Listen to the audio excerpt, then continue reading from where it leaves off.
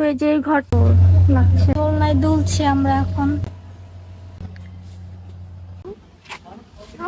Hello everyone, আপনাদেরকে আগের ভিডিওতে বলেছি যে আমরা নিউ রিসোর্ট বালিশেরা রিসোর্টে উঠেছি। তো আমরা যেহেতু রাতে উঠেছি, সো বাহিরের কোনো কিছু আমি ওরকম ভাবে দেখাতে পারিনি। তো আজকে সকাল সকাল উঠে গিয়েছি, আপনাদেরকে বালিশেরা রিসোর্টের বাহিরের ভিউ দেখাবো আজ। I hope you all love to watch, so let's C.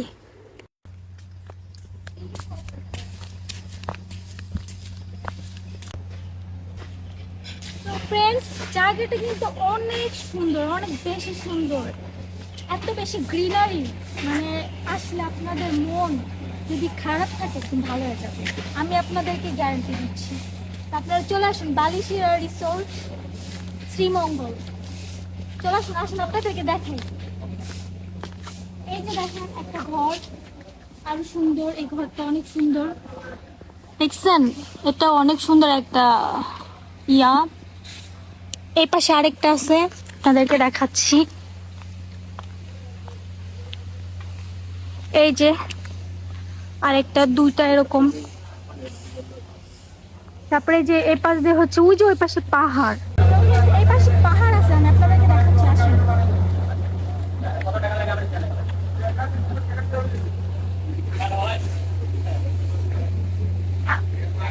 এই যে পাহাড়, এইখান দিয়ে হচ্ছে আমাদের রুমের ওই যে ঝর্ণার পানি যাচ্ছে, এখান দিয়ে যাচ্ছে। কি দেখান?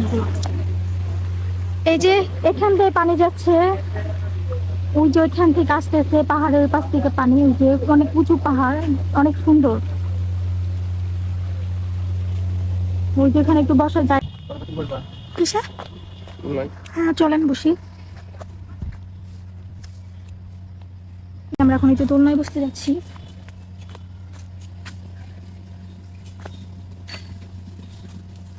এই যে আপনাদের ভাইয়া চলে গেছে।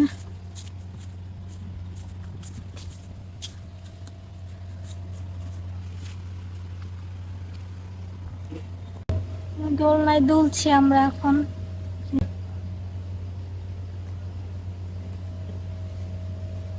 রিসোর্টটা অতটা বড় না, মানে খানিকটা ছোট বা মোটামুটি বলা যেতে পারে, কিন্তু সুন্দর। ইন রিয়েল জায়গাটা অনেক বেশি সুন্দর, আরো বেশি সুন্দর। এখানে আসলে ক্যামেরাতে সৌন্দর্য অতটা ফুটে উঠছে না বা বোঝা যাচ্ছে না, বাট ইন রিয়েল অনেক বেশি সুন্দর। তো আমার জামাইকে আমি বলছি যে আমি দোলনায় দুলবো আর আপনি আমাকে একটা ভিডিও করে দিবেন, সো সে আমাকে অনেক সুন্দর করে ভিডিও করে দিয়েছে না। তো আমি তো দোলনায় দুলছিলাম, আমার জামাই আবার আমার সাথে সাথে সাইড ভিউ নিচ্ছিল। এখানে মেঘলা দিনে অ্যাস্থেটিক একটা ভাইবস পাওয়া যাবে, তবে সেদিন রোদ ছিল। যাই হোক, আমি ডিফারেন্ট একটা দোলনাও ট্রাই করছিলাম। অনেস্টলি স্পিকিং, আগের দোলনাটা বেটার ছিল।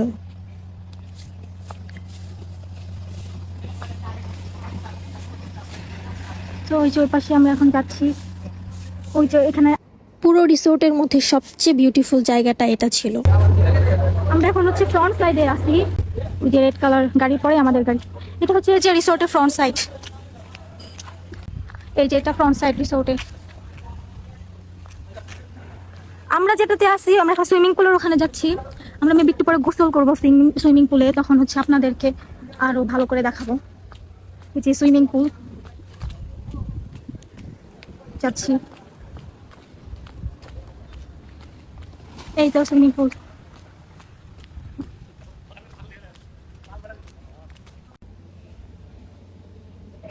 এই যে এখানে কি বুনে রাখছে আমি আসলে বুঝতেছি না, বাট অনেক সুন্দর, অনেক সুন্দর লাগছে সিরিয়াসলি।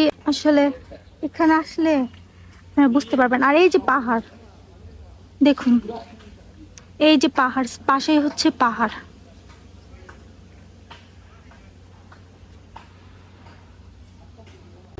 এই যে এটা হচ্ছে সুইমিং পুল, ভালোই সুন্দর। ওই পাশে পাহাড়, এই পাশে মানে পরিবেশটা ভালো, অনেক সুন্দর। অ্যান্ড এই যে আমি, প্রচন্ড রোদ। এই যে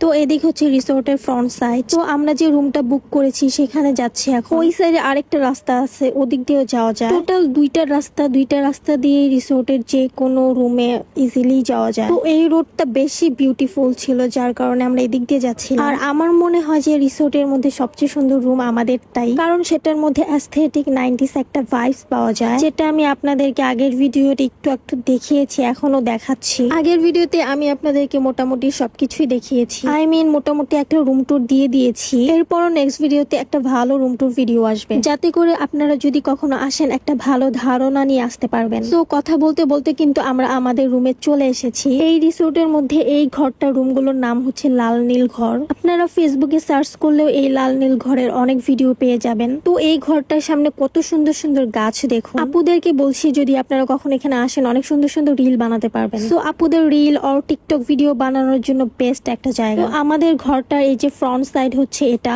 পাখির বাসার মতো, রাইট?